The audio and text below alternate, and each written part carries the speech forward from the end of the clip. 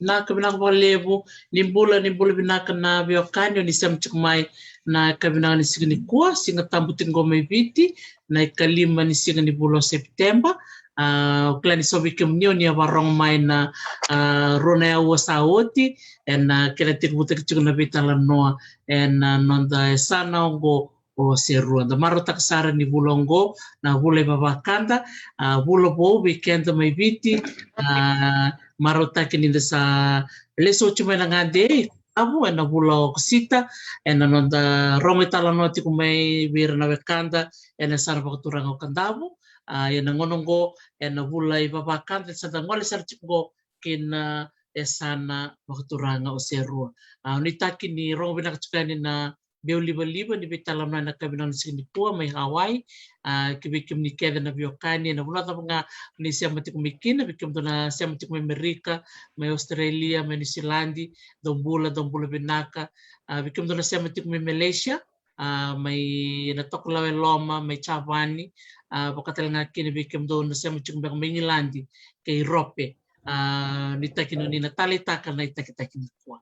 Tamaro sar ni sartiko sa na wekanda na buno maturano si ruer sa sulit kumena non rangauna mer may osea so non ritalan noa rasuriti mai mer may tukune so na beka embeleto na buno rada butumikina na non rada kavaka so na bolem beka rastava so na beka bina rastava menda bimbulo ngodi tukina na ngonan rendre rastava tiko na ngoni kwa posibin ko na ngoni tiko Covid tarike da chiko na matingo tarati ko na buru todo ko yeta marutaka ni solitu na bula weekend na tikini awongo menda pe bata da me biosei da me rongo de kin italano me bena no da bulangi se masar chuk me bonua na singo bena kanipua au klani rotobito kon chuk mana no na bubale marutaki ni se matiko ko menda me rongo italano matwa me sa na bakang bula sarwa ni bula dolo ka tikonrandra Sambula na ka blue dola oka dola bina dola ndra no kai kere mena ga me ba madal tako gunoi I vaula na vi vonua kimula ko mai na ni mami posta ni vakambula na dola oka o kila tiga ya ni to posta ni vikinda vaki na uso umburni tu o seru e ruoti ko na uso lele go tikina na uso umburni tu ko kima misati ko raw watke na uso korleu to sama i vilu tagi tio vaponua na ni to kono ko turanga seru Onya sa sule mai beu na numni taro samai wakasamtaka wase wana nungu matabuale arto sanga itu na biau ia tu na keda na kami bali kendo tu au nanu ma meuna pa madalta kambalata kenda na itu ke kenda sini kele kenda na sini kila na wakada tirasa ngandra baki na mondo na sota ni na biambala butonga balile na nungu na pamala Dono vinaka. Na vangu todo ko tavanga tiku mai malen ran lewana kono. Au da butu mai na tokota ko nrabualu na matanga le nrabualu na busa na burre me na korbo turanga na waikama. Ene on turanga ngau. Au kau mai na matabu vale non na turanga na ratu na tuina ure. Na tukang bukang ratu sebna ia lau alawana benua. Ena korbaturang na wikam. Au sengone sa ando tu na bion bunga si meu kunin do ku tata kame na tikino mo. Katani kito sa mai bola kaum bulu tu serua. Eu na numani sa ngona pakalo meuna. Meuna tukuna na bundo lo mai kina. Bet ke banda na sini tukuni kenda na sini kila na wakanda.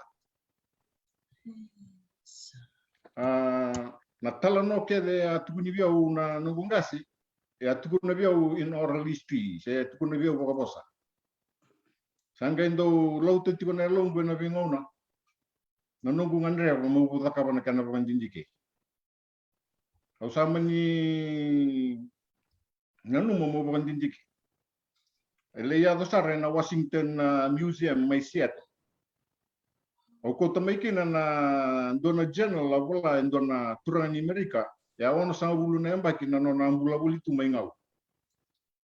Na dani turani mi Amerika ngo o Benjamin Bendek. O koe talo na iski kenga we talo no tanga kina ndo na matabu vale sai kwa na nito matabu vale. Yang gai bola ko na journal ya. Na dani journal ya na no na journal ko na dana na Tales of the Unknown. Na italo no ni ve ka vuni taki, sana ka vuni. Ya talo no tako pa. O wale ko to sana mai na kini ka dio sa ulu ka walu na nunggu ala ko bata kata.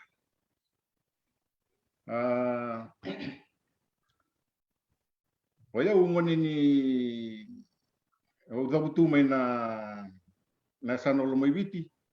O bosu talanga na sana lo mai viti. O bosu I loboni. Ena yabuso na seumatua. Ena matangali onda kuni vale. Er sapa koru tiga na ngonango. Ena korondaku. Ena tiki no nakelo ena sana botura no teleu. Er sama tigo kina oira ena ngonango. Sapa turanga tigo wana turanga na rokotakala na seumatua. O tongo na tona uno wosukina wer na do talia na iri mbuli indak.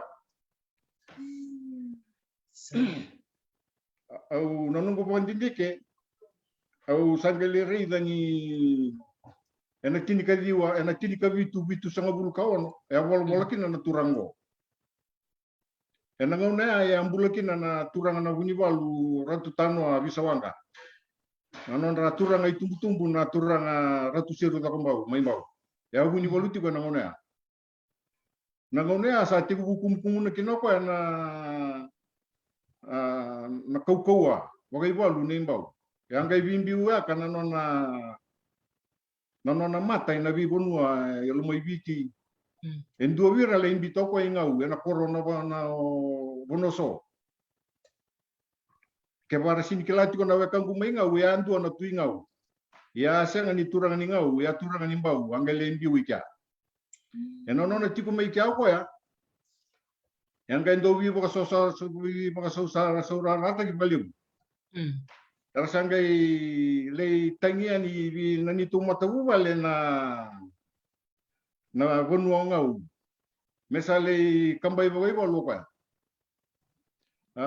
Na tukangu ya le kuto sara mo kana uti na mai Samoa. Eu na mbungu bakawa no e maramani Samoa.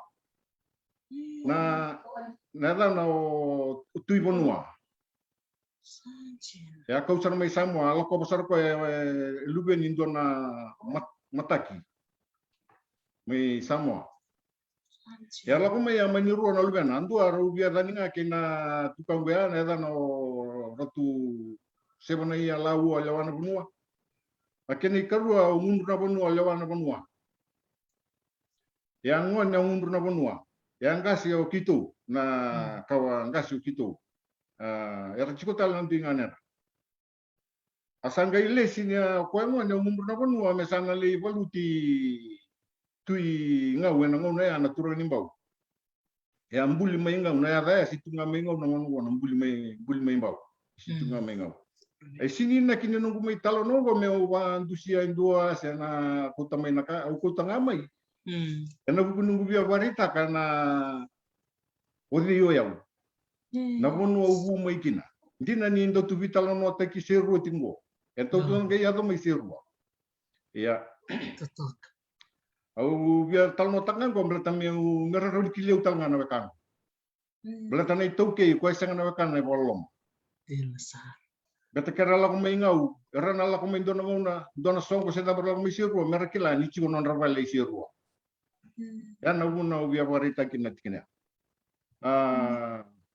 Sali sumene balu sa mai sa takat kona na bukai dimbi balu. Sanggai kumu na numro bonu ai tu sanga bulu na no dorobo mai na vi kor ngau. Asanggai le bolu tio ibonoso na turanga na tuinga wena ngone ya. Na ngone ya se senga kina na koro o sawi ki. Ase dani bondu ngaya o nandau. Saken to ida buti tiko na ngono na takalai ngau. Ase dana ngaya na ngone ya o nandau. sengona raram ngone ya salo maiki na sangai le kawin na waikam ungunur na bonua sangai tuku ni mesambulyo ko me mata ini takalengau angga imbulyo ko me mata ini takalengau ya balete ni kita ungasu kita wena sini roko ke tiku me na waikam ya sangai le bukan tambiri nandawa me mata ini takalengau aturang ko yang kona endona kavi wa kurumbita ken dan domber na vivo madala boka bossa se orlisti se rosulir ken dan ndangasi e sengan indona kautal no takatingo asintu ne bior tona nungungasi yana kena bolu tuku kena so yana vina kata mina raida eroni access ta kana website no na Washington museum yana kunia maikina na tikina ena no na iwala Benjamin Bendit nangono sarong kinimbau ni sa kambai na nona emisari nda kana dan waka serua nona mata maimbau Sanjin tangai tala mai ora tu tano bisa wanga mesa mai volu tio kwa daka bana kaya sangai le sendo tal na ngone ngamai bikito e boka dani ena kena kambai yo ombau mai bonoso edani turanga o sawai ngau oko ya sangai leimbuli mai mata ini tornimbau mai batiki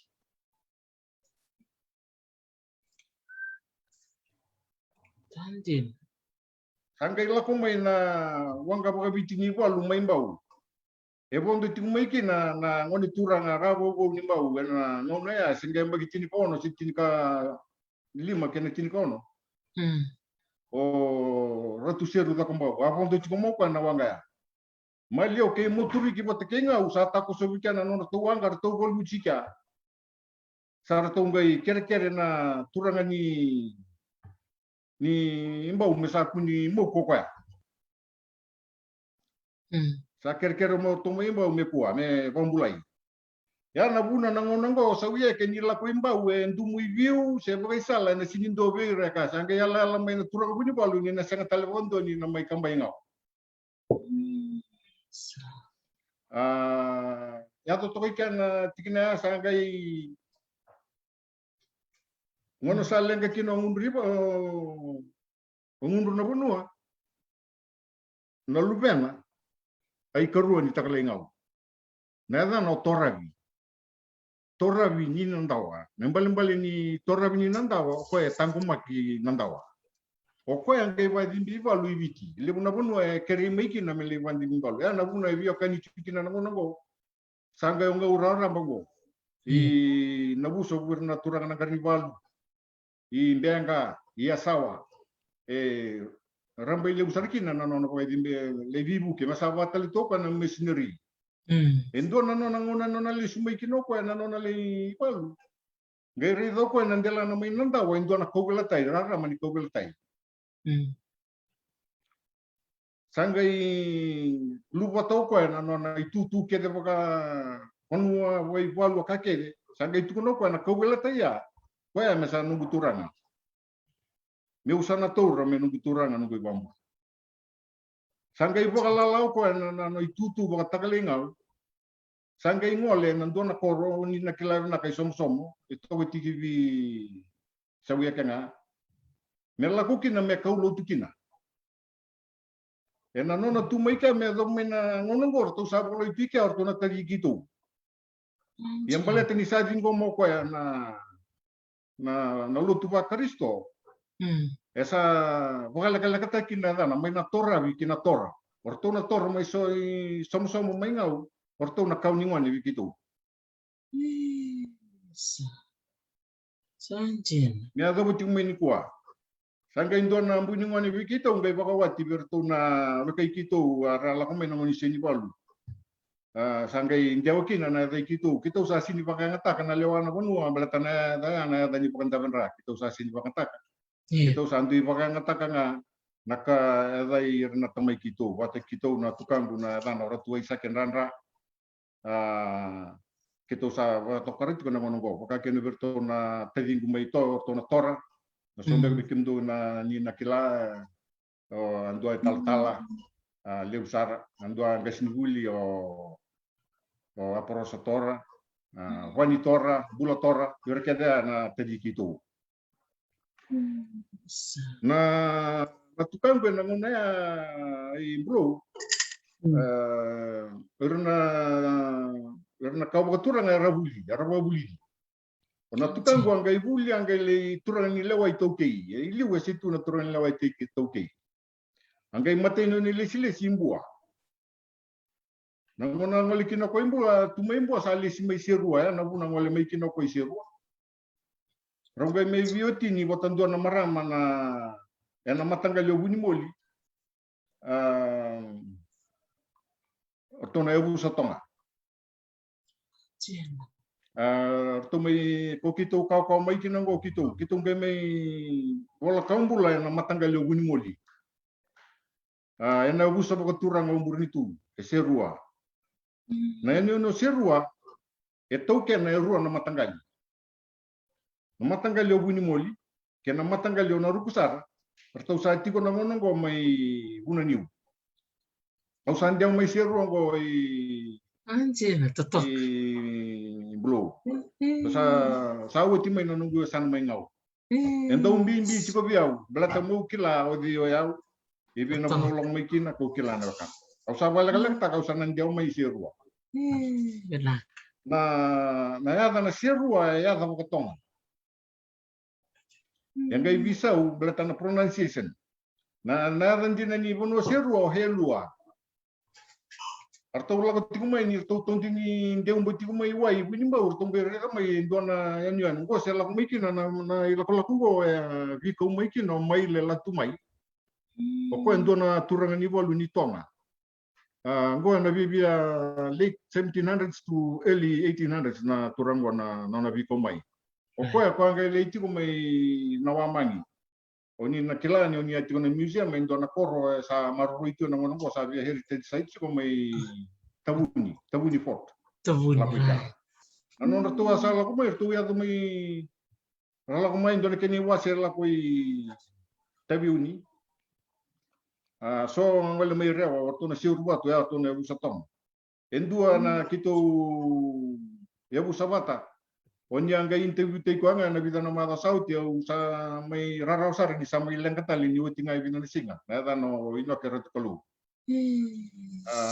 turang ni nambu ambak mera ya wirana ni to ya busa bata na ni to ya busa na kai wilito andon na yan yu no mai tonga na da no wilito na esega bondo ni la na karendo tu na ngasi tu na bio na ngutai seru ni okima mina kaitonga samo okima mela ko kedanga ni ngoi biti ya na buna raro kina bikima mini kima mi lakonga mai biti ni kima mi ala ko ngani ke sinasa ongai bindu te takabata kena kau ni tukuna na roka dindi ke mai ngowal na lapita o wan dindi te kena beta na kara banda takabiti anda na mandas sinasa arto sa mai tiko ngoi seru orto mai tiko ya rao Porto ni lako porto sang gai ngole taka na no to mai tu ya rawa gai tuku ni berto na ni tonga si merto le bang karambu bai bonua ena bono rawa arto tu ka sa va kusuku sa no to lulio mai le masala ko sarto mai ni biu porto so berto va korto ya rawa so tako sumai bona yani no sirwa merto mai tawan arto sa mai tawan to kana yani no sirwa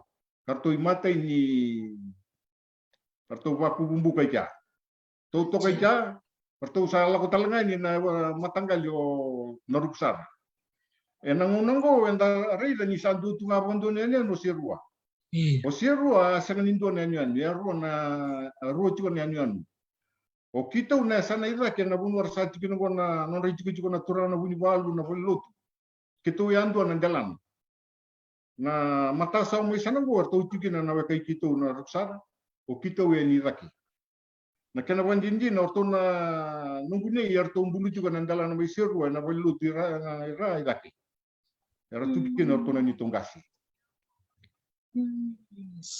en andona ngauna na nonra to kai mata sa na ni tongasi ber to ri andona turanga liu e tumbali chumai wai Kau ni salis mai serua na lending kia na dan nonton wale. Ya na mua na bango iwai, ibon wai bitile. Na bono na dan ibon wai awatal. Endo angger tore dan ni do ko tiku mai wai. Nono do ko tiku mai wai ertong gai nanu mandai turangan itu ngambe tai turangan bala bukan tam-tam. Artong gai sureti ko emela ko na kor. Artong gai lei maroroi ko na kor. Na kor serua.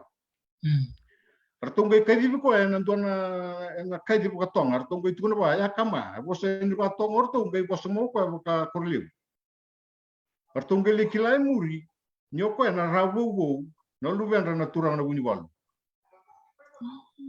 Nangono to sa may tikini pa no sabi au ti sando to na ngono balap no to may to kasangay kere-kere ko usang wali sumanda. Ina nunggu koro. Gua na site ni korole hotel Macau. Abi wai tu bi makamba na ngono go. Ya na no to ya tu ni to bi to morto mo inoi koro. Arto may to kay ka. Sangay to le ko to mo ko na no ne usa merto mo le mai serua. Ak kita wasang ni voluti. Kita wabi mai vi maroroi. Ya da buti mai ngono go. Dina uda butu mai ngau. Usa kai serua wala kaum buli serua. O kita na kai buni molbi. Kita do vi maroroi wana turana buni ba. Kita na maroroi pa. Na kena bagan jindi na bro. Na buso korle uerto chingoi serua. Endua ngana kena mata bubale ya buso burnitu. Na matanggalio buni moli. Na nunggu bubale ya usali utaka tiga namun. Esa kambimbi sarvi kito. Ena nito marak. Na sona baba anda utukuni tukuni kito abuluti sana. Kito wa maru erto. Itu wa istria. Kito mai maru na turang buni balu. Kito wa marangat sarvalio. Ano ono. Ya kito ya busa tonga. Na kena record chico be buni be bola ya na kila tiko ko ya de to kenyan ya na nunggu tai se nunggu bumbu ko ya matai di turani matagali na nito matagali kito sa turani matagali ya na buna kito sa mai bola kaum bulu tuki neke ngoli tu mai na turani ngau ya mai ya na turani ngau no ratu aisa ke nranga Poko ai uti ni turanga na ratu na tuina bure. Au sin kila sando tal tinggo sa ngoko ai uti. Evu mai bua na turanga na takalengau. Ako ai mbuli tinga serua, rombulu bota tinga ba vitiki bi bat kena nunggu tayo yau. Na dana ani si pole, na dana batonga pole, ya sa dana tinga nunggu ani simbore. Yambe kana tuku ke serua tuku ni viau na nugutai o leko to sana mai na London Museum na kena document au sa bande otaka bir na nungu na leuni nungu guvale na nungu matangali o buni moli ko kima mi atiba na koro serua kima mitulu na tokotoka na tokotoka matandriu na tokotoka vitiri Wata kena tokotoka o som kambulu. E tolu na tokotoka. Endona kene wasi vikito na som kambulu. Nanon randu vito sa kitu kananga serto sanga ingole sana arto sa tikmengo i nabi sama-sama. Na matanggal yung mo may nabi sama-sama. Era tikene son kene wasi. Sona kene wasi. Era tiko sara may malolo. Kene atu asawa. Era sale Pakor sartiki awat gertona ruksar. Me ado may nikua. Ortona nito na nabi sama-sama. Ertau ko tinga na ada ni kau bikimami.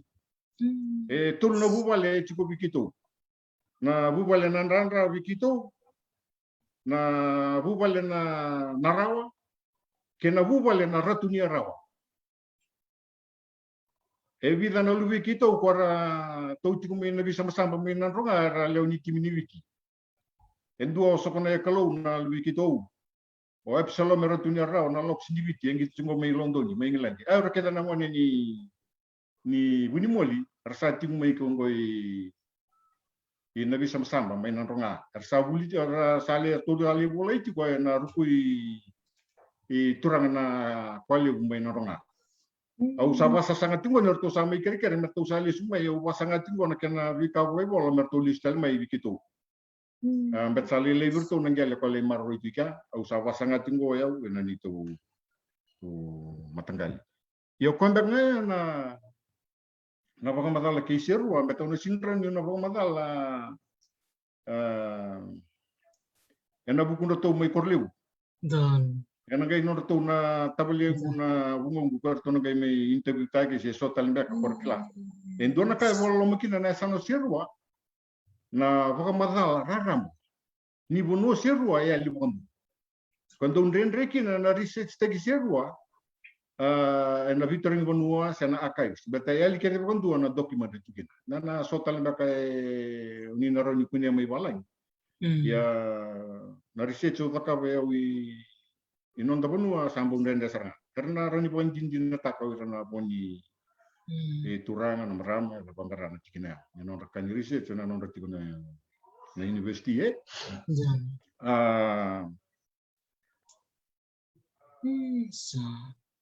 Rong binaksar itu yan sirwa kita wasang tunikla ni sa lakutan medik itu na kin kawalu dia sebelum kadi wa lakam dona bosini yasana nambosin Victor ng bono ay ala kamay Sandro maindium. Kena ala kamay indium ba ya kitu sangat tunikila ni salay bulay na uso sokorlim. Osang kay may bangga na documents bongo ketengo kitu se samay lang na Victor ng bono sa loray ni adala nakadaka katanyan dun mesul lawi bando ni desa. Ya sa sindo na karon to ka kina na Victor ng bono. Sa kreatif nga mana lini uso ni korlew merto kita ubina katanga mi kita boleh wat. Beta ni tu ya butu ko kita ukilaikin. Nani tu nya no sio. Ya. Ngono go sa nani tu rasa vidur maki sa sona ka na sindranin tukuna. Beta na ngono go na tona ka ba buli balu sa ni tu bos cuko. Na dona ngane na turanga buni balu singa imbalang ago na turanga ratu peni latenara. Ratu peni mataiki ni latenara. Kalau sa lebi ya tani cukup pakai Ben Rai na coach ni bici. Iya. Wala na anjali talangan ni Ben Rai tok na na auto retokan dalan may kaya na sasul tu bi Ben Rai dia turun na kay sulwa. Ya na wati ni turun buni bol singa imbalang go na ngani. Waktu na nunggu ba surto sa tiko e balle ko na nunggu. Yan biyo kan ni se lakna mai na talano wa tukuni tiko yaw. Yan ako ni nito may maroro ito. Ken yun na rai dai sang talindo na buno e bitimo e tiko kina na yaw se ruwa. E ruwa nga. E tiko nga go ike tiko talindo ng dalan na na boto kayo se ruwa e na maliwa kay kortong sa na kornitong wata kay tabunya chika na buno arto le dingu kina to wato katalanga na buno ya me se ruwa. Itu kira na document ka banda na raida na tutu kumakawa kay serua. Ya na tikina ga ubi tu na timgo ni ruwa tiko na uso lele ubi serua. Na uso mburi tu. E kito ubi kan ni bata kir to minum buke. Kito ubi kan ni na takola bo. Orto na nito matanggal. Kito ubu wale bata. Na sano na uso o korle werto vi tamba ni bote gerto na nito may namugambuki. Erto vi tamba ni das. Hindi na ni kimay mi kay lolo batanga. Orto talanga orto lolo talanga may dol. Ya kimay mi na viokani etu o kito vi mataki kerto orto may korle orto vi tamba ni bote kerto may namugambuki. Ambak na bi kami balit serua. Kita samay wala kambulu tu siru. Kita sema bio kani sara ina matanggal yo na bau. Ena uso mburin tu kita buwal wat. Orto na solingel begitu. Kita mbundo to na matanggal yo to na kita was ningel. Ya kita ulah may na uso tong. May tong matanising na. Ya kita sini bulan ibiti. Petani kita ala ko nga ibiti. Sirasar.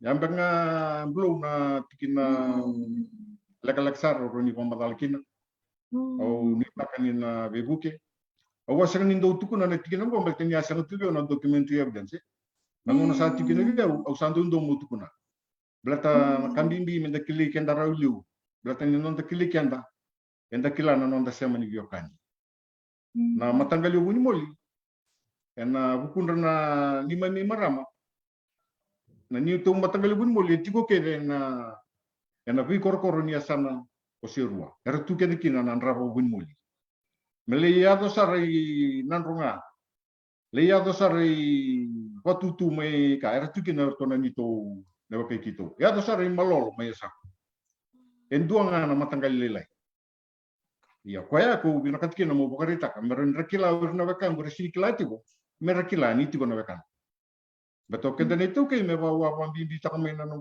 ngai bitalono o kwena to ke sang na wakan na holong o kerakina una watro birana unu sawa ta biya kina sinikeni na kini ni umbia da indu se da sang na keni na kinga mi utukunia umbete ni ukere mi utukunia ya mo ba madala na lebuna ba madala itu na kana banjinji na wai wala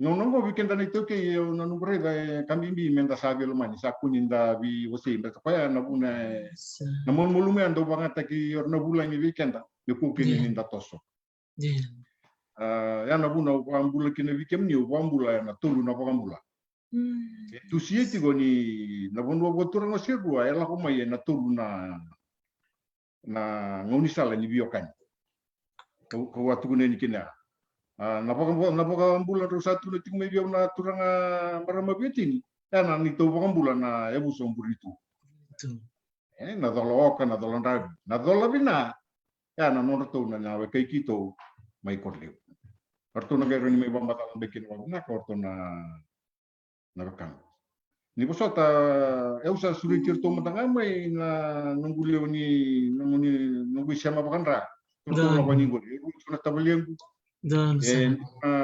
hungongu matakenan do na makumbungo tai tu sinranra watu na tiga kemni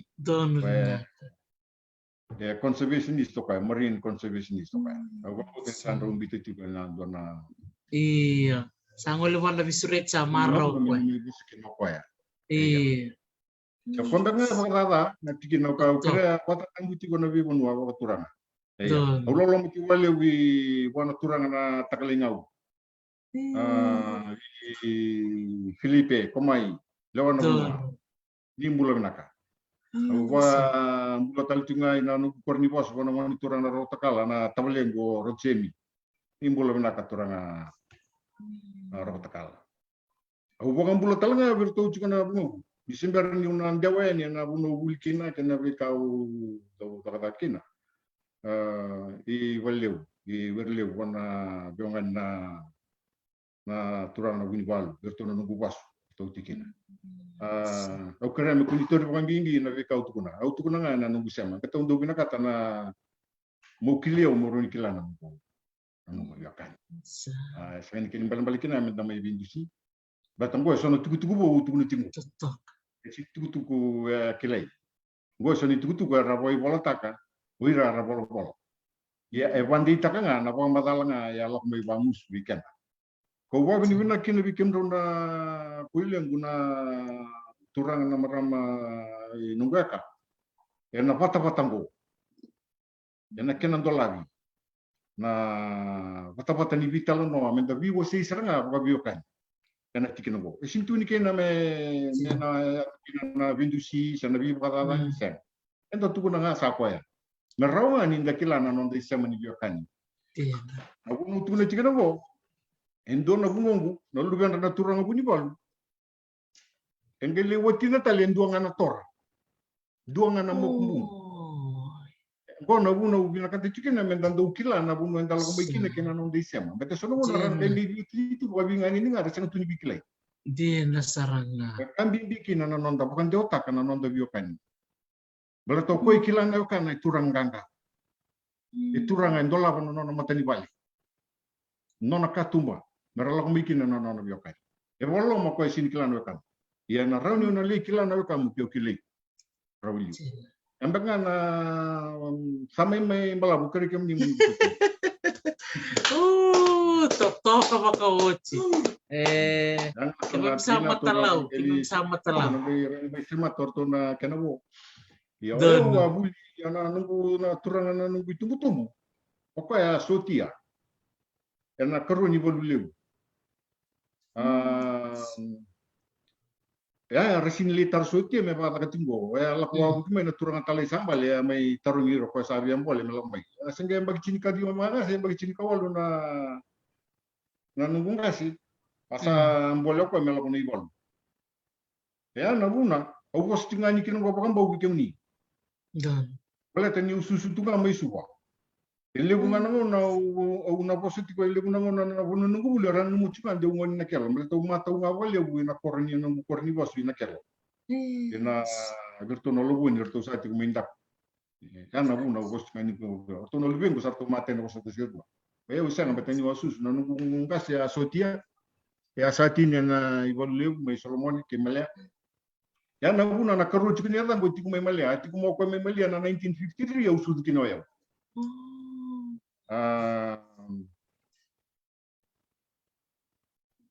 Dan aku nak kita kami kini boleh bersuka. Aku buli talanga mai suba, wasini buli ni to kor ni buli ke. Wasu tunga mai, aku buli tunga mai suba. Aku buli na nambu Fijian school. Aku kala sindu aku na kala siba ikia. Asenga sini buli luki na nangono ya. Na nunggu matanggali mai korni kalau mai do tata master sakia si somoni balu. Kana ngono ya. Ruan nona ibu-ibu ke master ko suka ke master masa untuk naturang ni nabutobu mai kandau. Wa mboto ni nakila ko ni nawatar ngir nakas. Anggas ni buli tal tuai kan dona nganya go tica Carline ni Bamban. Oke mai kata balimba na museum ba kasana tambah kan ngon sa ding kinana kai tingangor mai. Oke na buna wali kata kenika ni wa buli to kan dona ko ni buli na dana na bal mandir na sa dani ko buli tikono ngono go MGM.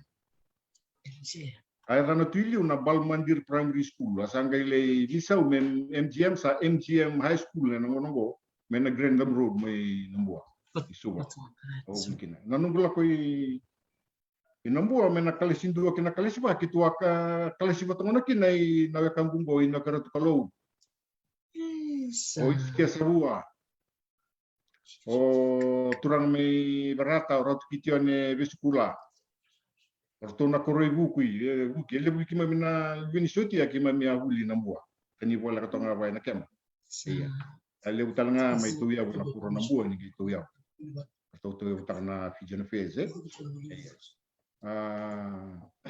mai ka onungunga senangona iliu aranga wakau na ipapakura merle training school mai New Zealand merle bulkina Nangona laku kini kan gale buli na catering nunggu gas ya, diploma making nunggu gas. Ni pakasam tato na 1950s go. Ausin kelas ya nakati kono nunggu ya. Ya mani mai yang sarvali bubuan na nunggu gas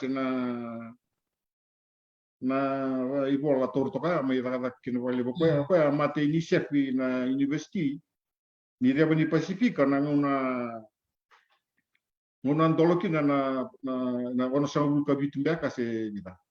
Antologi na university. O kasara mateni chef pika. Mai ya. Nangona tiknik nangona sa timkina sote kitu wa ko ngali chef tu ilelin memorial school.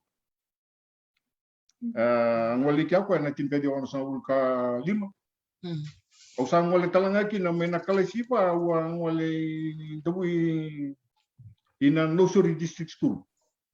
Oleh kalesi 5 kena kalesi ono mai ka kita kalesi batai na turana na bibi na ngono na turana tu ini sorio ratu lepani daging bau o ratu Napoleon ni masira na tabulengu wasu seru ngune na tinana na turana ratu Napoleon ni masira kima me abuli kenika na nganen ro dila kima mi buli mai ka au sangai mai buli ni ndabuleu o te buli mai ndabuleu na form 1 kima mi se buliki na Baker Hall. Do wasi nga na bulu tulibe ang do wasi. Dona keni wasi ra form 1, dona keni wasi form 2. Kima mi se kalasiwata I nangukuru. Sabana dana rumbe ana kito se kalasiwata. O wini wai chochi malani. O ko engas tondo berto sale sormaki. O laisa sa mai lenga na wakambea. Director madani leng bank na dono. Ka bunga tale kima mi abuli wata mai kara mai voi tu leusara na matentu. Endua mai director madani town planning na dono ngona ya. O Mrs. Maria director deputy secretary nga na Ministry of Local Government. O Ratu Penny nga vindi. O kolnio me o ratondunia na ngono abuli kina mendabule. O Master Choili na buka. Leusara na rasenga sibuli ngani papalangi na missionary teachers na ngona mendabule. Dua tansara na buli era takakina. Ya vidanga na kasini buli tauke ya ratikena na ngona. Dua masta ratu nabitalai uli na deva na luka na masta tumarika. Anga sibuli tingori inambua tiguna na matua program. Dua Paula permanent secretary tuni finance. Wira kita wa tutunya na ngono wa tigini ka masta ndaw na kam para ya. Oya ondo na ngona dua bisuri tikmikina na turanga bitini. Awa via lama rutu na long bain. Tahu ya tahu tungan na pumulima. Wa tahu tungan na pumulima mai dawile. Ngone kima mi se amba ki rota kana pumulima na New Zealand certificate. Chiko na low fifth sanga chiko na pati. Anungin nakinaki mo buli ondo bina katatu me wa buni wai, mo buni wai. Ya ondo bina kasara na science subject mililin na ngona review tegikina na tal tu wisele na ngona ya. Ruti ko na streams, cuma digita na arts wat kena science. Ya na science to ko sara pang dua. Awang gain digita kena science. Nunggungan de kami buli wai. O talita kana buli wai belatani ni selivyo na opportunity mau bibu kena bulan ni lenwono. Ya dotan na lawa na kalau. Ano nung bulan. Kini ka dia bicara ko tolo sa dura na civil service. Belatan ni sa kera nunggu enggak sih mau usah tak. Belatan murun ibu kei koe ni sa enggak sih. Ciko talent na tadi gua buli ciko nangona me roni ringara. Kita lewa na vita dini. Ko enggak sih na lewa. Bawa di rokuwaka na kuno wakturang na bamba merah. Ko enggak sih dia. Pokoknya mata ini director traffic yang tambah-tambah nyo bisa. Abi kau talang ako ikosubo, ang kailan kami ikosubo pa. Utara bayaw ka manisar total. Ya. Nagono sa ambi uli may kina. Iliw sa nakatuna interview ra sa interview ta kituna kay walang. Nagono ni oti kina tul na mbaki nagono ni independence na tubo kata kikoy. Na influence ni colonialism si tunga na matentu. Na standard sa tunga ida kana standard ni lingara ka muna. Ya. O kita me bawa tu kuniti kunyo kita kering galitu na lakon na lingara kuli. Kita tu me sawani. Kuni na re kando na munisa lo koroiro. De chiko kina mono na women pumping station. Don. Yendo na galika kita kering apa pun kita tukin. Atau kita coba tekan kan tuan ngani gue bawa ciri bawa bertona turang na ratu tumbuh na kor longwat tuna longwat bawa cikina na ngani biasa sale yang kasati ko sara bulu satu mereo kita ali ciku batang ni kya nani to le juga nangon uti ko bukina na tibu buli kita uti ko mai kya untuk bito mai kya na kalau kana matalilay ngono tibu para Untuk beri itu nama nombor na lubian guna makumbunggu rasala kana kata kana buli ra koy papa. Yaw na mateni singa ulo ko kinali kata. Bawa antara tu kana nunggu uniform ni lelin. Na sulwa tanga bulu patikena sote konga wantar mia sali li bia una nung dar tumai ya ta tali men da kawan ya sa kwa na kain darwa au sang do tumbal mai na lo mani tur la kalo ko do tumbal mai lo vi chikum ba kana rup mama na mai li me muy tombo kina namba sini sawani yes gana ngona se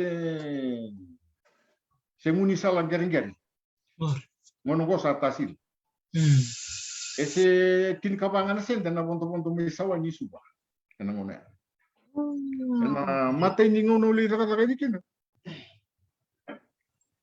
indona turangani ngono le buat tal turangana bilang li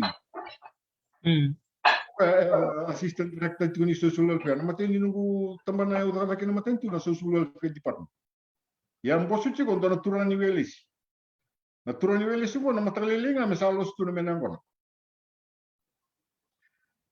na mate sarangani nunggu lakoy na mate ni taka taka mo mosia na ni tu balile meta sangay mate ni ya una nama gitu ni una lakoy ni na dona office na sul to bikan ay na do ronga tu berna nontan ka ser talo takana taka mate tu na kena regiliu naitak au gay lak mantangain sa sul may biong dona ruana happy patakena degbrum mo sasama tanan ito kaya au salu batatalen na nunggu sulbakatan tanda wetu na kaki au sakit kana masinggo nangonongo sa norto office chiko nangonongo na Fijian Holdings ya tu na grammar school makawa ya na matengi na volleyball ni social welfare na ngomea endo to kana mada nunggu masih balile chiko au dia tal notak nganggo na dendre ni takataka na kimami sota mai au sale takataka tuika sa uti na ikoroni mada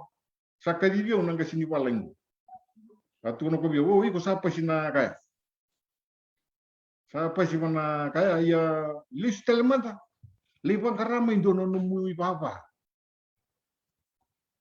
batana maten tu sini bina kat kena gole pangaran dona sendo mo tarmai ang gaitu no base ang tanga usi sakit biso mingo deliu se by monthly na biso mingo sabi ma daw iya deliu se patungan na level ni no mu na pasimay na secondary ko school set tigo na wala na raw tigo na wala na dola na gusaw don embaki o kila ka lilim ko sa dombe kana ma daw ko sa dona wala chonan ro na dola ya usi tigo na wala na dola na gusaw ese chin kabanan dolan dona ma daw na kimamisaw sin ma daw se by monthly se 24 pay periods na mona iya au nakataka ni wachinga uli nakataka wachinga dona bula satu ni dia mau sali si lebuka ngo kana kini kadi wa bicho katum no bulo chune no nungo binati mate nungu si lebuka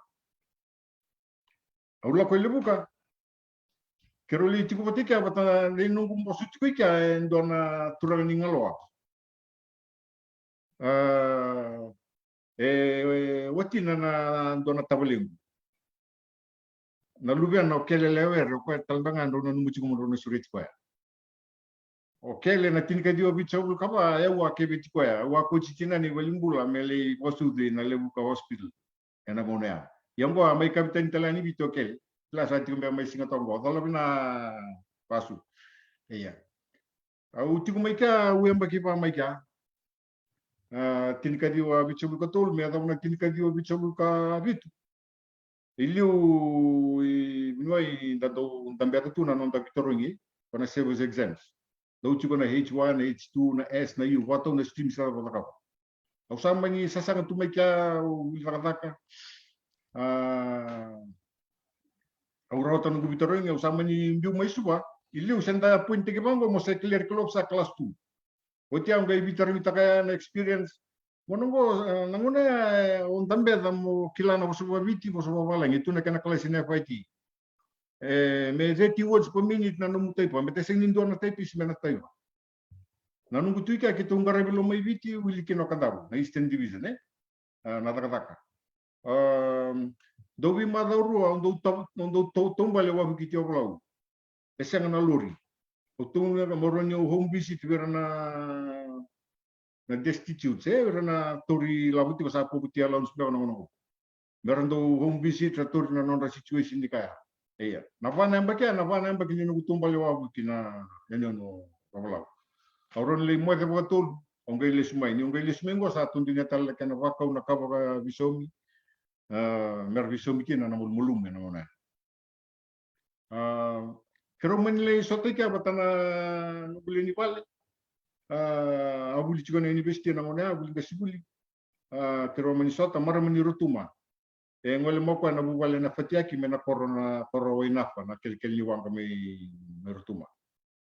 Sama lengo ko na ronundul tini kalima. Kero sabi tori talcingon na marama talanganya nyon talanga marama ni roi. Mena na corona roi na nyono matuku na uno waturang lau lako may na bubale na rawai sau ya nunggu bita maya may lebu kay lako may siya lako tumaya siya ngay budini ta kachikon to na matuku bubale siya ndende sar sambu biya to sa to na nunggu nanggaw isaw kinoroso bulol nondol may nakataka Ausanga ibaka utali takawale na takataka na kanilam na finance. Te ruangan na stream sa autor na matayin tuwa. Autor na admin sa autor na finance. Usama hindi kita ka na finance. Yan ang sa alaw kinika na utimbang nga ito si Rona Bula. Sabi bibutin na alaw kina. Betara tunga kinawale uwer na wakanta na India. Nga Indo bikanta na ito kaya nga lakwa. Nga sa nakatawi na sa mosalim bombula sa tumaga. Kakita nga rasulya may. Ili bunga na mo naralakuan sa Ralingo. Kaya usang kayo boso to na kango. Betinuri na nunggu kata nganding ni buli atau utungan na pumulima. Usa tu siya nga okay binakatamo na to siki na scholarship sende desa na mo na ya. Ne pa sa ta kutuno mo sa kalunga tanong ni buli naman. Kana mo na sende kina scholarship. Usang kayo buli na kata to may na yana boso. So mo na narasini binakata na boso. Sarana sikli binando na sinatuwa ko ni sa wala kana ngona ni financial accounts. Mendo wako kinay na treasury. Arangay sikli. Ay usang kay do namura ko yo na ka ngawuli da. Ngawuli ka to may ka. Nung ko to kaya mi ato ni sa matubi na kasarmay nakawilaw. Yendo naka undo tali takawali na wilibo. Ondo wilbol na vikani na financial journals na ka. Kung ako mutuni utekiyaw. Yan na nunggu takataka. Au sanggay vi lesyak yan na vibuno. Wala ko na local government. Uli takatakin na. Au takataka na town planning. Betanya relibukin na naman yung bulo iti may lilin. Na muna si direktakin na kito talaga na usatang may kortong o pita na duwa, pita kewa. Tani kima buli nga melilin sanda bi muri-murian mendali dito kunto ni ka. Kena wata kata kina walay. Meta bani usa promote ke mo assistant accountant. Kena muna sambun den na mo be promote ki. Kena muna meta ni sa ati umena diploma. Lewer sa pas na service exam sa chuko sa retak. Auli acting assistant accountant to na Ministry of Lands. Oleh ngara mo natambay ni Visomi patake na land rates.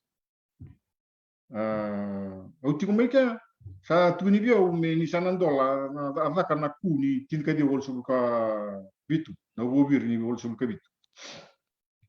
Asang kay tuni bio mo sa promote ke mo le tuwe uta kana tambana ni labo na finance department ni Ministry of Women and Culture na ngona se kendra matay ni minister na maramay matelo lang na andi litia arsambal na maramo awali takay kya bote fusiba ya kana director na muna awato ko may kya sarto binakatay no bisa mendo ala ko ni berto kausa man la ko natambal ni bisa uli assistant accountant kino auti ko may kya Arto sa kya puno mo ibang Ministry of Finance muli accountant in a budget division na loans patake na grant na aid muli kya na accountant in the Ministry of Finance. O tal no tahu na kan bona bika ro ni ta ka weekend na kalu i blue. Mai nando na ngone pom pai nga. O ngai ya. Enda sindondo ni menda wan to kai ko kan takin anda pa ni na tanga na kalu. Yang dengan na boleh unang kay sama pataka na nung kango nang kay una wan reki na kay na ngone ra kay tunggu men ngono. Ya. Au sali tu kya. Bertogu keramen na Ministry of Agriculture mendua le account ni na Ministry of Agriculture na drainage and irrigation. Ngona ser tu sangai lakomiki na nakani dredging. Ausar mani tu ni bia mole tu ken. Ole la sarkia ba account. Mai kya sa mani tu ni bia mo sa lakota mole acting senior account ni na Ministry of Agriculture. Ana ngona. Ausar mani tokin na awale tokona operation so chao sa lengara na to internal audit orto na ministria menda kilaminati ko na auditing na matentu chuga rona kan tamana orto na auditor general orto mbulia na andada constitutional office orto chugo talanga kima mi na internal auditors ko kima mi varurung na wana minister of finance iya. Kalau sama ni tu ni bia umbalatani nanunggu lokana kama indo naka undo vinaksarkina na systems. Nakena tarida kena system ni dona tambang ni matentu. Mo ni kilati ko ngulo liba sabkoro na ministry kena department sana matentu. Na bono keda usapa kata wirta keda mo. PWD na Ministry of Health na wika keda. Undong gay reveles undong gay boleh kina bertona makumbung bersama evaporo itu betul ber ke usara wata ya karena nona vito ko na kalu biau au sin kila ta ni sindrom ni kakina ni wotika ni sa wang kata na dina ni bulle so ni satu na komputer o ya wa pasimena junia ketua rentu mentona pale menusur asasnya na iso ni bensin yung na uang gali ta kata ko na ka India mi ugai na tambutenga na Gulia na karsiki mo kakin. O pasikin na na junia. Ya kau nisa sinira atau kau ni na ngono bulia usaha sini kila tak saati. Bertambangan nisa school fitting timbaga saya tambah. Ya usama ni mereka usaha cuma na Ministry of Agriculture. Usaha li acting principal sarkin. Bertu. Asama ni ngayon na post ngalala na Ministry of Finance sartu ko na mo ngolikin. Usale principal sarka, principal accountant, o principal auditor talanga. Ena kini kadiwa ena ronundum, ni wachina bubiri ni ronundum. Arto sa kariya una nungu mataku wale mo usala kumai, inako. Betana kini kadiwa dia sebukaru, usama itu ibu takan dona turun dona lisi na nitong kelang apa matakali, usama ilis tu gini cina ka, usaha tu kinongo. Ogo sa tu kinongo apa nungu pam.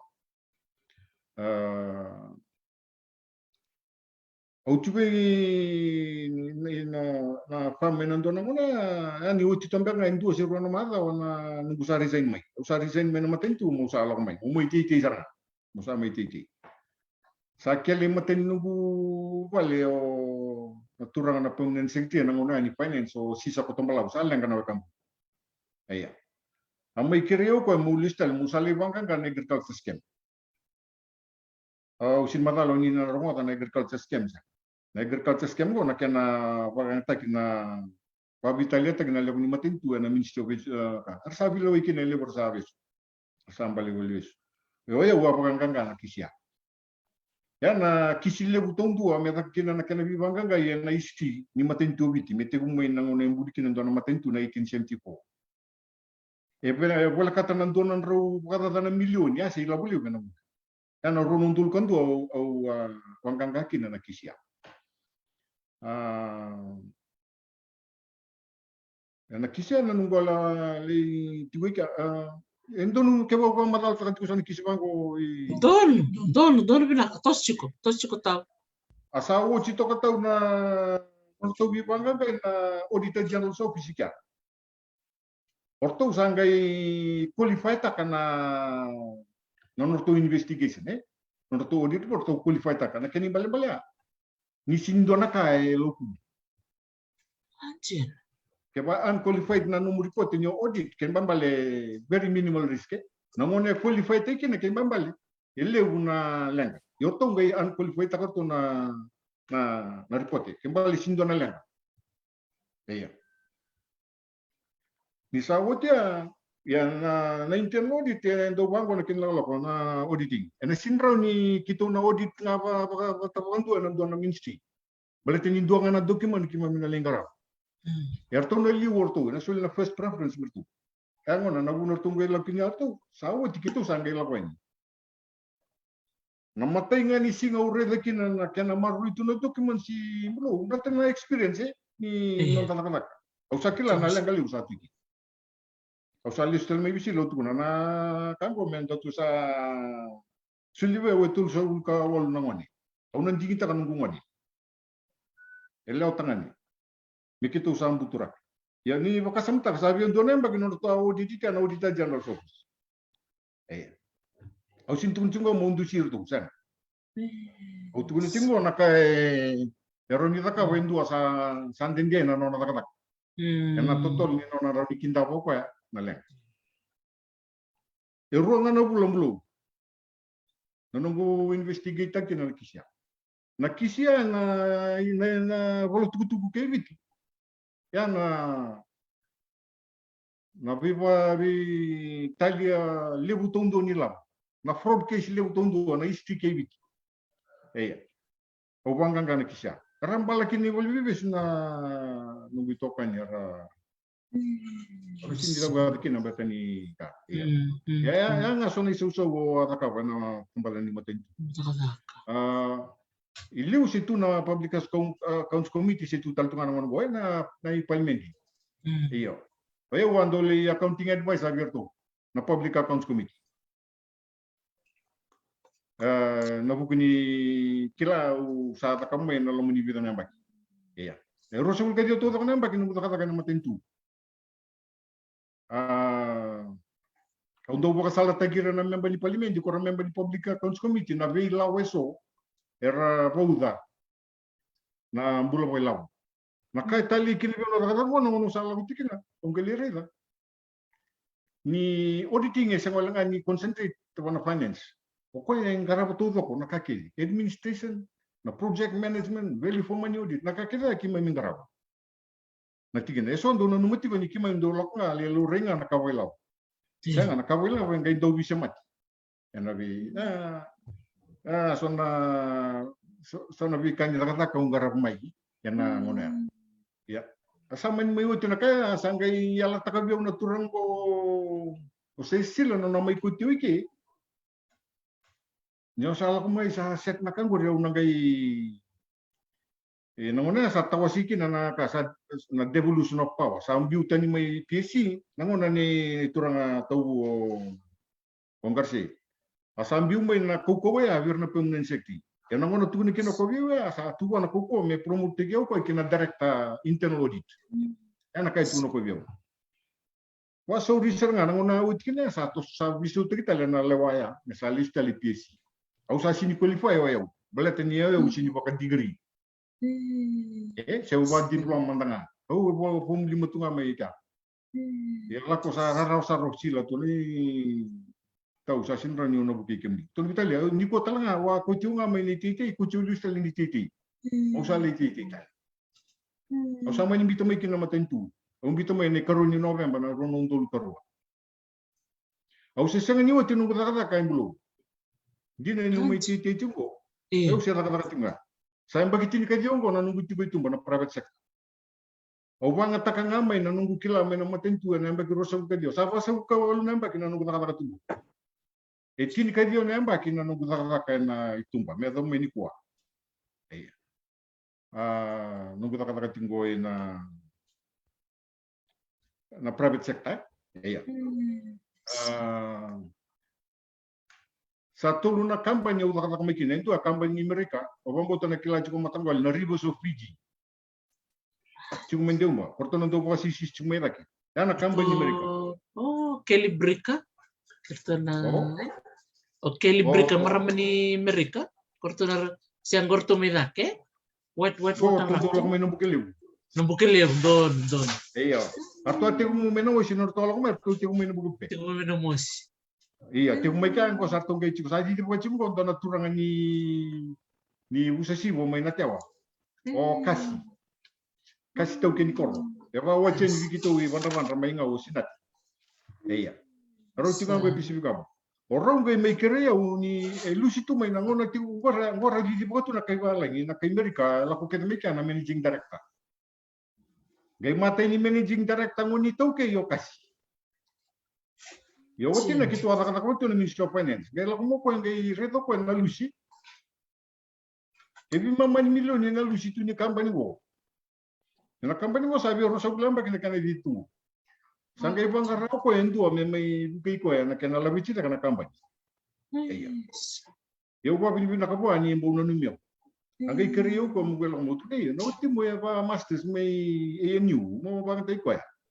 Tu ko sene sene ko sene tu no mi mo long mai. Angkai mi am bakiro ikai mbulo. Wow. Company ang mai bakiro. Au sangkai nakaba na costing sini no to operation. Mele ya do na kena boli na China na Apollo korkanya na sarvonua batera na guys. Iya. Angkai bisa utaka kete bukan dua na sistem ni no to na financial operation na ka. Au nakaba na kena menro na kakida. Nangono sa nakaba kina nangono mataingan ni nunggu ambaki. Sa rawo tumbu na kambani go. May na 500 raw na undol, kwa lusti kina, kinaronan raw 5,000 na undol na profit. Ay, ya. Kaya wendo undol pinakata na buki kian na ito ki. Ena buku ni nanda kotor taki ena feel do chikina. O chiku mai kaya sarto ngai kere ni na dota la kamba ni toki. Ya sa o chikina nunggu kontara ki kya.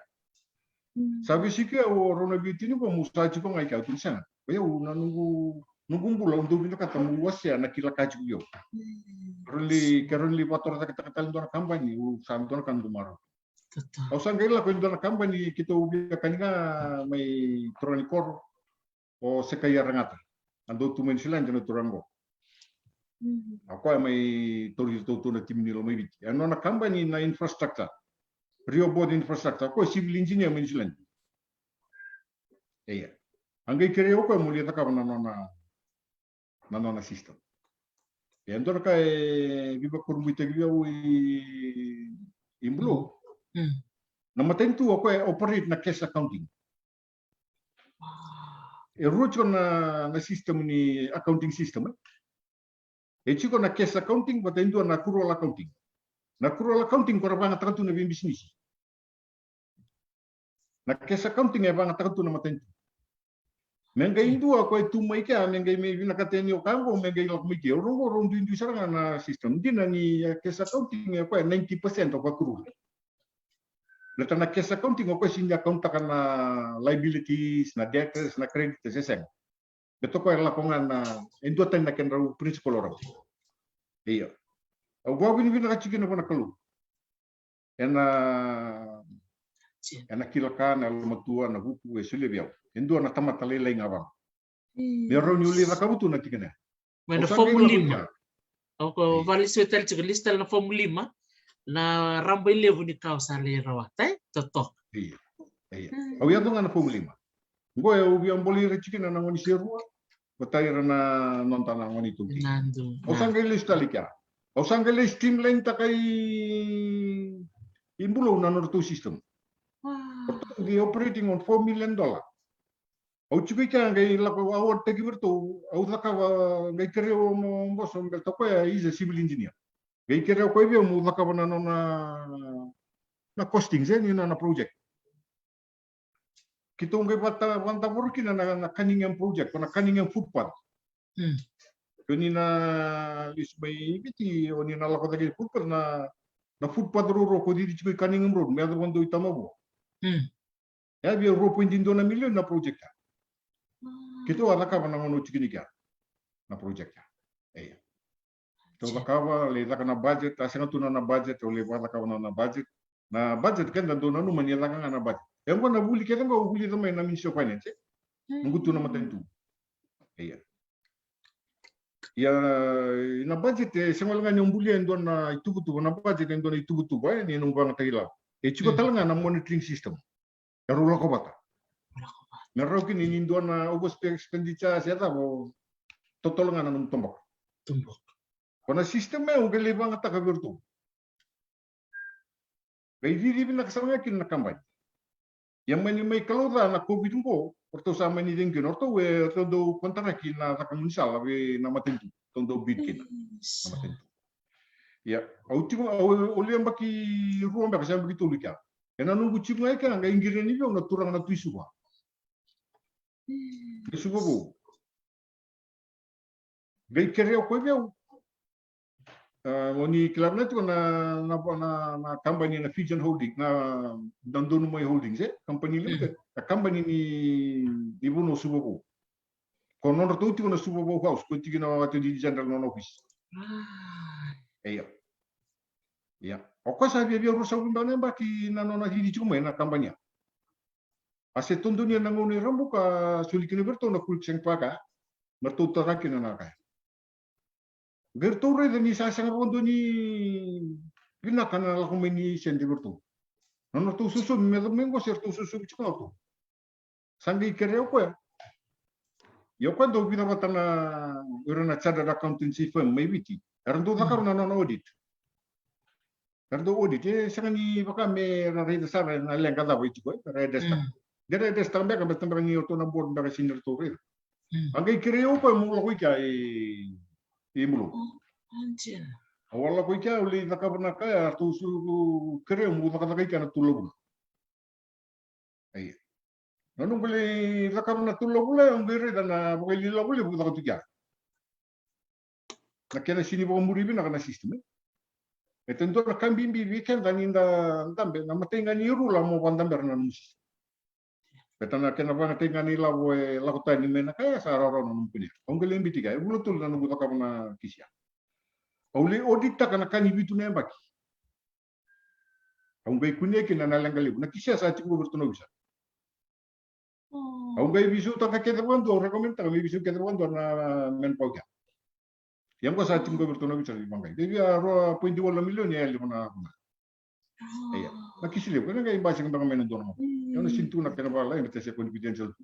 Ketok nambio. Betul na na kila ka ndarawata. Jenasa. Ena non tapo kana rabi bukan dua wana kalu. Kata nak kalu anda ne lutai kan. Au ba ni nakina nung gawul men dawil wo susum bina kasar mai ka na ambul wal. Iya. Tori kan dana kina. Kami binga men dando wo ni bina ta na kalu ni suka keda na. Kede kata wana na ni kabina. Iya. Yana nung guti mai ka. Kartong bay hate ke no matentu. Gosa hai tak kita lama tentu, gosa le konsultan talaman matentu. Angga itu ni dia mau lihat lah kapan sistem ini lebu ke town council. Nombor lakon ni kaya sa uji tu mana kampanye na town council ya. Atau mau kisita kana nor tu property ke de melebu ka na council we biar bola kata cuma 0.3 million. Merah ngaking ni rasu minastap. Go na ronundul cin ketum. Ausang kali di pantapuri kena sistem. Au appointe como accounting advisor mo lihat ka na China. Livio o CEO yang ngono ya. Au sa bola mo acting tu sinso. Yana nunggu sanga muka, beta nyu pacu na randu katarang cumi kan bet nada. Berita ko ni umay kan na buno wat kuno kina na buno daw tumay kina. No misema Di balo mo tu ya apa ya na indona. Na nona tahu ni na buno lo kumay kina may lumay bit. Okay, ila ka na kaya. Na nunggu le sumay nunggu bita may karto kay karyo tal metul talabu la maniwan na bulay ka. Ang bokor na kita ng gina, nunggu le sumay kaya indona raw bityo londo le mbulo tu na kaya. Yo pa sa mo gitu. So kita pun dona mo gitu ya. Sanggay may mbulo tu boy la na tingna. Engko eso na kaya raw tendo ka nangon buli mai batangin dengan ni pompay. Kaya boleh retikina. Pambir to na ni mami ngoneng koy ni Nakoro na Salvatore ng Sirua nanu kata-kata. Iya. Ya nunggu sali accountant cuci kan nunggu nawatinggu go na watinggu nambar mani matu. Oka sa nurtu accountant cuci nunggu. Ke baru rongo cing mengo ko au salo lo mo bambi bitu ani wa na mai tunggu na lockdown. Usa mai pulo lima ngombulo. Nunggu mai tu tondo ko ke orto no bukitin en sarto tu mai ka. Tabulo lima go. Au sini kila kita na sota tal senga ia ba ambulo chupa ni wa lo mo chupa ni wa na mbungi kwa. Ke baru rongo cing mo ko ya. Kunilega. Sa kau serangan no milolo mena mata-mata go. Ya sa kondane na nunggu tuku nimbula. Yana do talana taru mo tuku na vika me baleta na nunggu kata na corona sana. Don. Ena sana do libu na ngona lako na matentu do kereo na turo di wal mundo musini bosan di bonua. Baleta na background ni nunggu barak. Yana ni tu matanggali. Eu não estou chairman juga na development committee, chairman juga ni matanggali. Eyo. Ke basi kila cukup matanggali, ndi na ni kune juga na kopa mai lagi virtu na kuilengu mai nambuke buke. O kito tal ngai kune kito na kopa. Ena ni tu matanggali saranga e juga ni kin na buna. Na wakana nga kung ngai ngole lagi ni nambu. Don tetap. Eu não mandau ka na contribution eu sabalangan ngu matanggali. Berarti na kena benefits direct and indirect benefits na benefit kina na pun orang rambo seru. Ye juga na ngele ni tu ngele juga na uso buritu ni kito kay buritu. Iya. Ongai ena kila kanga ko na boleh mo ndo don men wando ta chuko weekend na ngoni to kei. Ko sa tu weekend na kila ka na bunda raka da boy bola na so weekend go vi tegi kimni ngori o turang matawali na kilaka ya minta mai pakai ngata kasar ngai na nonton di matanggali ko bang ngata chungoyo iyo au sangai raka bendo na no tu na talabi matanggali na nito grade ni ko pa e chibi laki kito grade 7 ni chibi laki mai no bukan bukan chibi randi ni chiko talabi to na kula yo kito na matanggali win moli na e chiko kineva na metal e chikin na kopa e chikin na zinc e chicken na silver mata ke na aluminium ba kasala ko tigina ya au sangai bulia endo na nito MOE sem memorandum of understanding ena ngunongo e panjin diki chiku bikido se soli chunga na special prospecting license me ba ngata chiku me laki me no buke yo lo menir to chiku me no buke to ngai apal sati ku buta kana tak yang ko ro wambo tani na kila chuko matogal ngono ko sa taru chuko ye bikito sembe arsanga bal tanga mata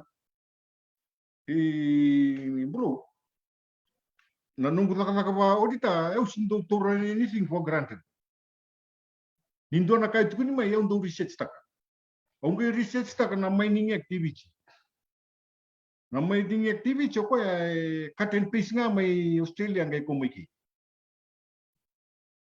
iyo ya na pasal kondur ko tumeli ni sa suling abang ko na SPL ya sa ko ya sa sindo na karon da wosikin au sanga research ta au sanga ni loya bona nunggu ta nga ba audita wata na account no we very particular wana we kawa au geli research ta kina na mining act au geli re kina na oti ni kaukawa e chiko bi to keningele ke sini sulia ko na no consent e sindron vitale sa tu na na lesin e sindron imbutu ko ba tandu dunu na ai au sanga reda mai na tikini la wasaranga ya au sanga imbulia na kina endo na nito memorandum of understanding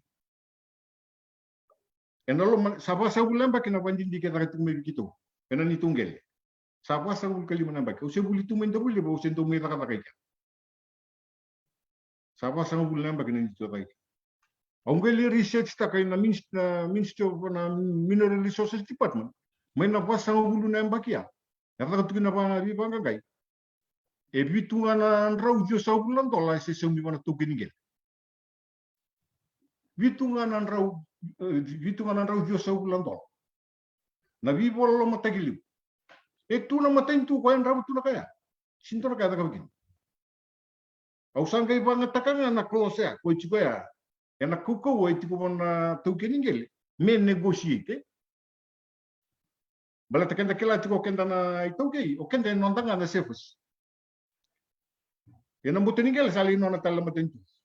Na kena raka tuba da benda sasin kila raka tuba da ba. Mesa no munandel ningel mingel non tal tuendu na ira. Ko ya don me visutek. Ona sini was about politiki. I think they don't have the political will to change that. Don't me chukuna political will, me sukalistal maybe kenda na kanga kwa sulia na una banarangan, di mesa sukalistal mai. Iyo. Ko boton don me raka. Iyo. Kung Imbulo kay matugali na kausang kay nakap. O bang ataka nga na tikina. O sini bang kanatal ndo na loya. O sangay nakabanga na vi kakini. O sangay imbita mo na kambali. Medo ba ke basa manikune na kopa ikya merda ka na maini. Na pasyente melak mo ibikito. Ko melak ko virtu. Sa proof taking principle. Iliu na muna ka tukina na reach bang atagi tu ronan dolan dona mita. Na muna ka kin na bata dai biko. Ruangan ng dolan mai ruangan ng dolan. E bang atagi ka. E sumukin. Saro tame lo mani pasa bulan ba kay bitungan ng rawe lo may pantugin gel. Iya. Nakasang ko na experience melatani watu may na finance o tuned min o technical tu na kani engineering. O sanggay ko tamay na current market rate. Ni kenatan doon unsal. Ang sangga imbiten na lumunila. Yan ang unang ko, niwala ka munisal. Nasaunin doon na barada, ito rivali na mita. Yan ang normal going price ni market price na ano ko, $35 per linya mita. Nanguno sa nakabkin na, sangga imbita may. Nakaurto po ang tabor. Inalo manibikaw. Umbita kina na market value. Ni price ya sini log volume nason volume ko keda umbiti keda bondo bana ni tu agreement go na tamata ka ke bali na ka ke me sumyo ko na witunan dolan dona wo na to sumikin mai daki ya na vika keda usamita ka ni so vikera na kandara vangele je kuni berna botale indara ka bana china lo mosulitu monosulia na kupini no ka ke na ka to matangal euro ni wibil ta kan bipa iya Melihat matanggal i bulo kita sa agree in principle kaya sa ka na main sa chiko nga na rate na royalty na ngono na royalty silman matin and gay do na kani wa sini royalty ay pasen na gisul na royalty ay tulungan na pasyente ni gross tenova sena kay rawat tulungan na pasyente bulo kaya ro chiko matanggal tulungan na pasyente Moturoi ko kono munanggel ko lim tunto na pakata ta ko munggel. Mengay suli ngawi ko tulo pasin. Ayo. Nakausan ka busang research ta na bi hotel ke tu. Endo sumitel tu ka na premium. Kona premium me usang ka imbi utika. Belata nangunong ko sisini no to nanggel. Pete sisini chigumur to nalis. Orto sino to analisin. So any damages Kuya ka ng del ningel orang yung klinta ka. Yung mo bangata ka na current market price, beta na current market price na appreciate na bingon. Ay beta ni na bisaw na so ningel. Melihat ningel bulo. Kita untuk merto so mana $80 per cubic meter.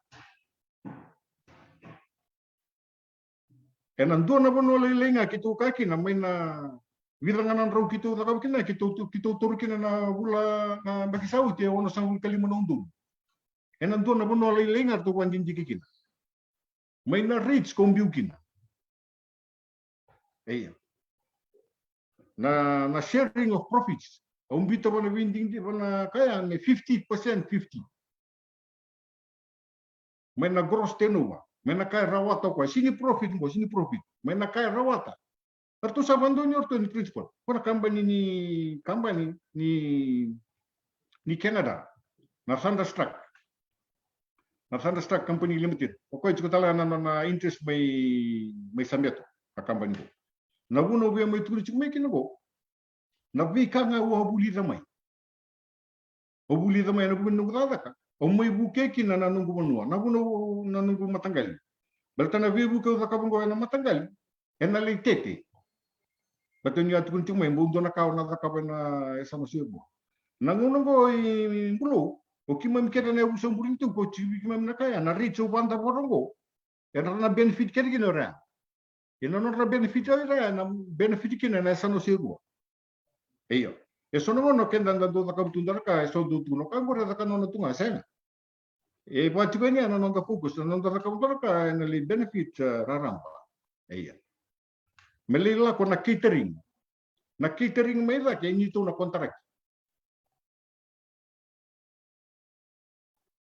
Nataka ni catering, nakana ba zakon kaya. Na ba ngataki na transport itaki. Orto merto sulevi kito nakakeda. Nakakeda bitikir. Ya nakakeda ambel tanga nyua do tuna tambali maten tu ungara na projects baya. Ko nga ku tanga mai bangataika. E sinra ni na vimba ki no ko ambel takeba kana vimba na siti tu rumah ya. Amu mola no sumuntu na SPL. Sena special prospecting license iyo. Arsembula na tadinra na turang na tinamos o ratu roman. O atu na bi rando na mo may nawa. I turang mo to ba? Pada mo ni pangatak na kaya saya ko na balay buti ko mesada ka na bata. Duda ka man tawo kito. O sili mo anto ni level ni nungu agreement. Ya sinmatal na ko na laki. E watu kaya na kaundo ka o wasia. Au mai barita ka chungo na vika u takava na lomani kono. Betong ka na mai benefit kin orto mai korliu. Beto orto korliu bu sin chikuna na orto ngel endo na kavango. O kitu na erusong buri itu e chiburi kitu. Kena kake tengo bisa bisa mai chitu nanra. Enta na vi buke kina na kumai ne kaya kitu na wase ni na kake tengo ina buke meron levi na kakina. Ya na buna na so tu no yo kambe buka kai ngo da bitu na mai kina sen. Obi tu kuna na bono da tu mai kina. Ana isema kede ni biokanya. Ya na bono wambula ini kina bikemro na turanga marama bietini. Wa wambula ini na tul na wambula. Wari takai juga ni tul lakan. Ya pa sanda mai la ka tu na nduing di yoken. Enan rende na tosu. O mambo tando na ka Jena sarana. ndeti kende tivi muri na kawitoki. Enan nonda vangataka na nduinduya me mai lenga kina ni tosto. Kasi ka ninda vangataka na nduinduya menta tosukin. Jena sa. Emang nga na masalah baritaka. Dona kambimbi na nonda toso. Enan nonda garaba na kalu. Amen. Yana buno reda. Nakakido da kamtingo. Wado do tanga kina kalu. Latan yoko na buni kakira. Siuna liba ko roi si senga na kalunga e kene kinkin. Mea da na buno usama mea da tongo. O wa ni bina katati ko na kalu. Sanuita kani undo masulati ko mea da na bichau. Kau sawo no sawo kawada na bina na paksa na. Abolek sar, abolek. Na tu tali bakaso na vika mona yanga kina. Tonga kai vitar tar tikina. Ya mbaka na tikina obvia paritaka. Nanu gitu kurang mbaka biar na tambang on dari loman di balik. Kanda buli sar makuko. Na pasal nga utaka pa nabi kake do usara ka minggo ko minata tikina kalu. Boleh tanda taka makuko. Kenda taka na non dapat tangin dengan de ko mantanga may na kalisuan. Udah ka bandono mo taka kana ibatangin dengan lagi. Na kenabo nangay non na kalu. You do your best, God does the rest. Iko taka na kene ngu kene kene bandangin dengan na kalu nangay taka na kene wada barbi ko na tikina. Yo kombe nga i bulo na buno sawa bina ka kalungata. Ni roni ni jingi tige mo mata ni speaker. Usa ni taka ni nirto na baba matala talaba bina kana bukuli serua karamba. O sinranyo na ba matala ka gerto na inubukili ko tay na mata na abuso korliu. O posanga na no serua mertani nito na nga.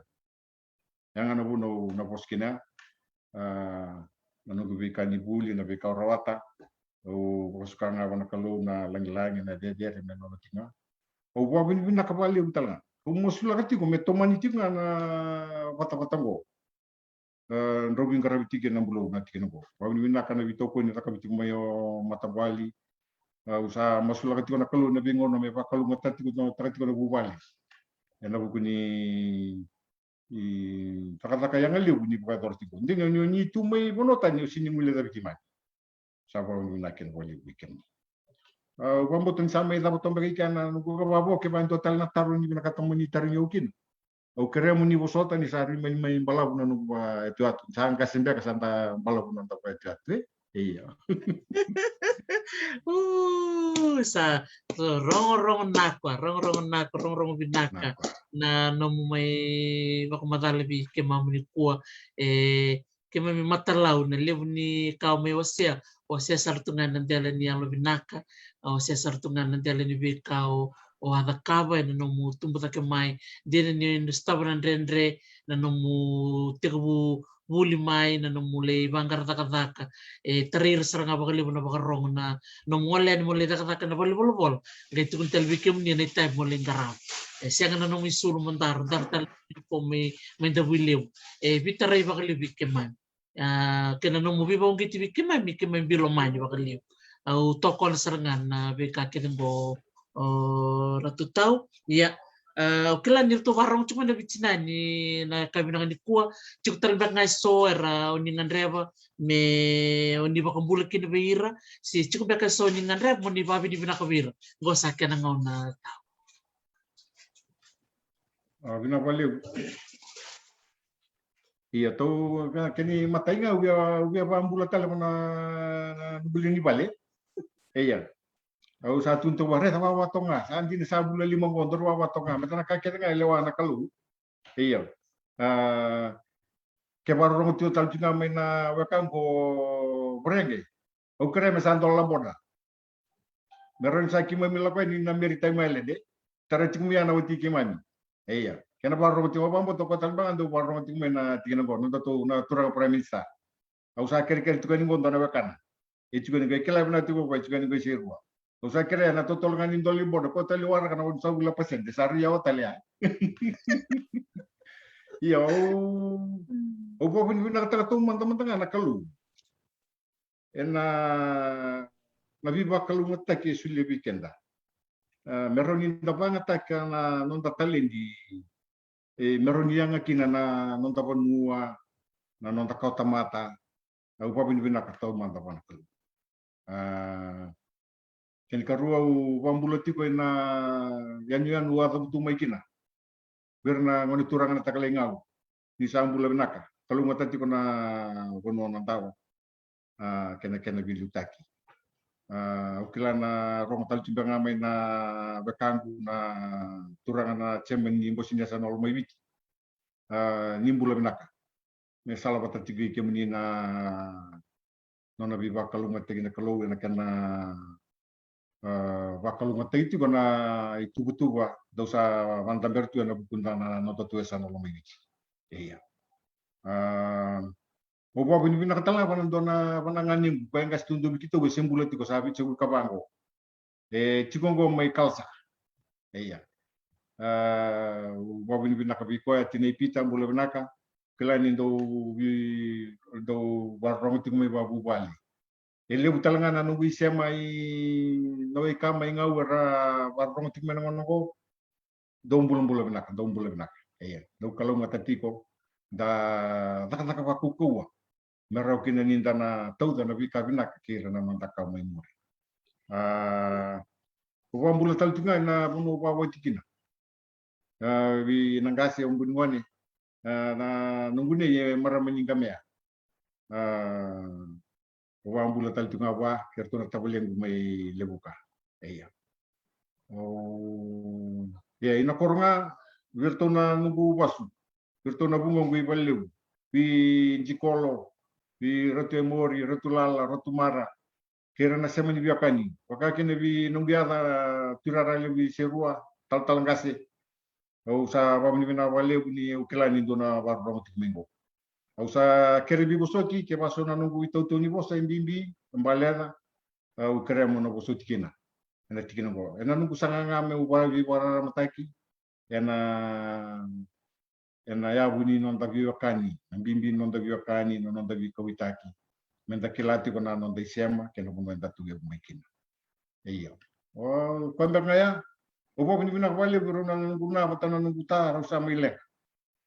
sa bitan yang bengko na buka na vi susuru ta kamai daya ruta kim na kamai kina dina ninda susing mai nanjalin rendre ye ndo na kai ndo tu na biau na turang na nunggu ngas na nunggu ratu ndo tu no koi biau eu susungi ko nga na kemuya nga na siningai nunggu tondua e nong na ngai no na koro no na san e no na talanga na koni ya unge me baka samatan ko nunggu tongko indi na binaka sarangan no na kai tuno ko kito na eu poteng na ke ronga rabanga na numu buli na numu bumbula take na kemuya nga na yang apakali besar bera na wekam yo ko saranga yang belum untuk takabutiku untuk bibu ke na be kau au takabukin na bosa au pa ni binakin be rau na bisu subinaka rau takamai bisu men tapali utana kalau na be kakenga en tapador nu kita taunga na bono botoranga sirua miliu tiko na kalau na be kanda takap ruanga na kaliu untuk gorere kina na turangan na bekanta mai lau baka kina na tuna nunggu ka mai kanta na lotunga watike na wuli dambing deia e matata na non dela bala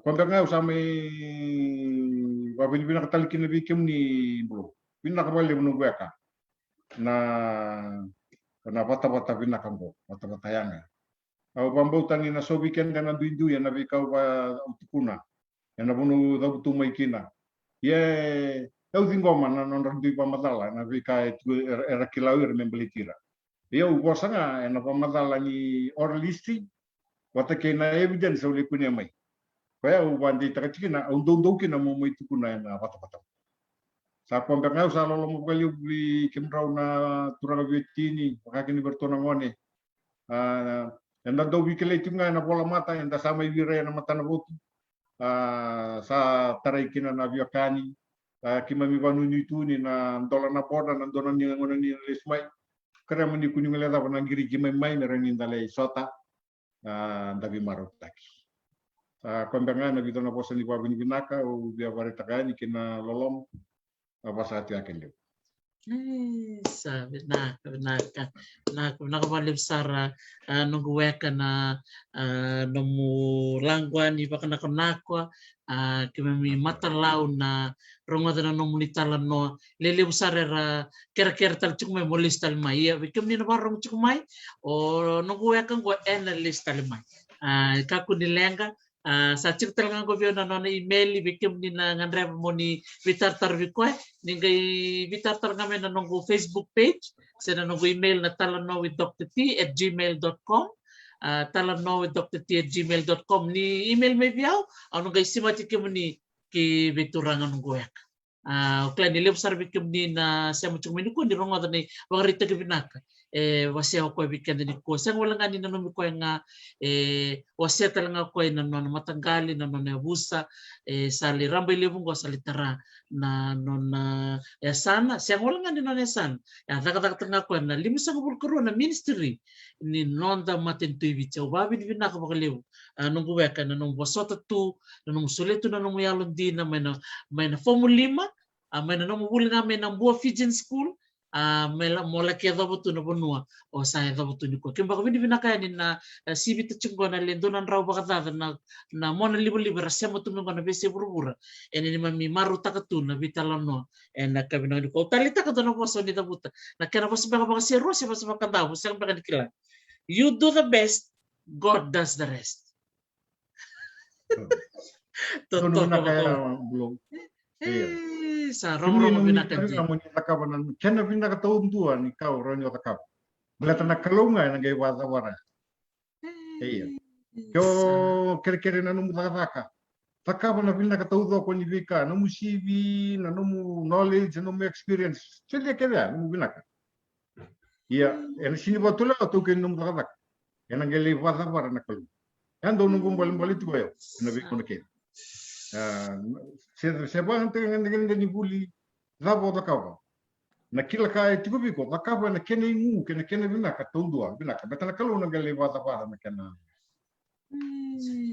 toto ko ko Pinaka bakal besar bakal bulu cukup bir kena na turang marama dorbon ngone leo ke kemni na ngone na sarva turang serua tali taki bakal libu na nono ngole mai na nono bulan to kendi ko ni metik bulu saranga na vita la no ni bata batango en na sana bakal turang serua me bakasa ba madal cikina tau na bata batango kana bata batin ni bilomani gona bata batin ni biwasei bata batin ni bakrara mataki me bakana no munetu kuno cukuya so talanga ngol kirodo kerbi busut talanga bir barong mai so bekana ka kirotu kuno bale dan beka se dalam beka e kero kretu no muni bi busuti ni soli tu na bata go soli wale tu na bata go me da mai sota ba biokani sema na biokani sema talanga na nda biro rokovi nda bindo kai ken nda sema tiko wana klo soli tiko ne de unimbula se bata no go Naka. Sebenarnya balik besar, lalu besar balik bikin untuk na mundo farm untuk batu tiku kina, dengan saran dolat kina na boda, saran liuya no labo, tu ina saundrau, au sana kay muriani, meto nang gali sote na nomuni chiku, au ronga chiku ni tono pono rebinaka, kerunu itakan ni tono ngalen tono singa, lakin doang na bese ni lelai, do telangan na bakay kabili lelai na nomuni chiku. Pinaka balik besar tahu, kalau misalnya balik bikin ni kerto na bitsinani, kerto barong tal cuma menambungi pinaka dipko, pinaka bakal leo. Naka. Sa pinaka bakal leo. Bikin ni kerto sana barong cukup mai, au klan yon ditali tak na vital no dipko kay tiko ranra, na sulit tu mena na ngau na kabinang dipko minta vital no da vivo say, na siya ni ndoni siya na bisurit tal mena wekantang go. Mena mitoman naman dabi talan no ena buku ni momona kena tito bini be kame wasiati ko kwa be kena ni sigini ko takalungata en the maruta ka di chiko sono be kandi tuke era sulitu non rangauna na non rambula ena ken bakai dor na takata ba sabsaban en the maruta ka ni metiko na kanta go mata takatu na sano serua esa metiko buna na dabi talan no ena bulai baba kanta na bulan September ni amba ke rono do rosol kanto kita saba ko mo tsikan ko Hawaii bikem ni kada sar na siya matiku mai binagam na bakal sar na siya matiku ni biokani ni kalunga tatiko ni ganga en ngono tal katarame na nga misota talikina kita saba ko mo dito ko yani ni mo mata naka